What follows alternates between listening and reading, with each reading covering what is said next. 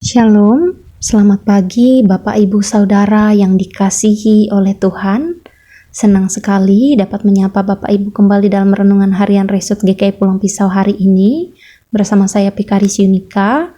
Firman Tuhan yang akan kita renungkan pada saat ini terdapat dalam Perjanjian Lama, Yesaya pasal 43 ayat yang ke-8 hingga yang ke-15. Bapak Ibu yang dikasihi dan diberkati oleh Tuhan, berbicara tentang saksi. Saksi merupakan seseorang yang mengatakan suatu kesaksian tentang kebenaran atau suatu fakta. Bapak Ibu yang dikasihi oleh Tuhan, firman Tuhan hari ini juga berbicara tentang saksi, di mana menekankan supaya orang Israel dapat menjadi saksi Tuhan pada saat itu, sebab mereka telah dipilih dan ditugaskan. Mereka harus menyaksikan bahwa Dialah Juru Selamat yang menyelamatkan umatnya, sehingga Allah menyatakan melalui kesaksian dan kebenaran itulah yang seharusnya menjadi tugas yang harus diwartakan oleh bangsa Israel kepada dunia, agar menjadi saksi nyata bahwa hanya Dialah yang mereka sembah, Allah yang berkuasa, penuh kasih dan maha pengampun. Bapak Ibu yang dikasihi dan diberkati oleh Tuhan, firman Tuhan pada perenungan kita hari ini yang berbicara tentang saksi, mengingatkan kita sebagai orang percaya, supaya kita terus hidup memberitakan firman kasih Allah melalui kehidupan dan cara hidup kita sebagai orang percaya.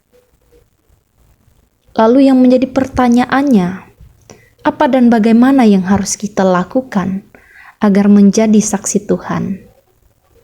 Jawabannya terdapat dalam teks perenungan kita pada saat ini.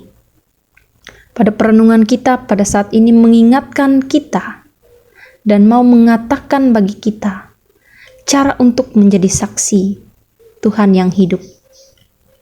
Yang pertama, menyembah Allah dengan iman percaya dan penuh kesadaran. Ini merupakan cara agar kita menunjukkan bahwa tidak ada ilah atau berhala-berhala atau kesepakatan dan lainnya untuk disembah. Kita dapat melihat di dalam ayatnya yang ke-10, karena kita harus hidup memberitakan tentang Allah, terutama melalui cara hidup kita sebagai orang Kristen. Kemudian yang kedua, kita harus menyaksikan bahwa keselamatan hanya ada di dalam Dia yang menyatakan diri di dalam pribadi Yesus Kristus.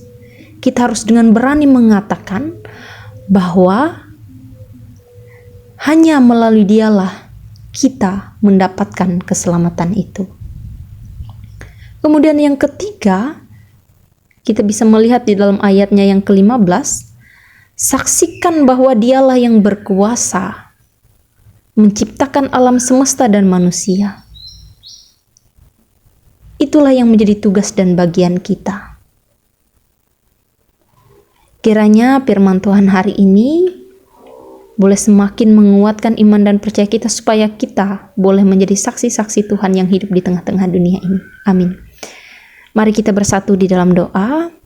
Kami bersyukur atas firman-Mu yang telah kami renungkan bersama, yang menegur kami untuk menjadi saksi-saksi hidup yang terus bekerja mewartakan tentang kebenaran dan kasih Allah.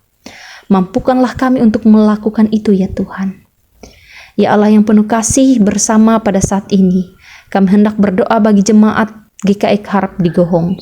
Mohon kasih dan kemurahan-Mu bagi segenap kehidupan warga jemaat, dalam kehidupan pelayanan, kebersamaan majelis jemaat di gereja GKI Harap Gohong, maupun kehidupan pribadi mereka, pekerjaan maupun setiap usaha yang dilakukan dan diupayakan.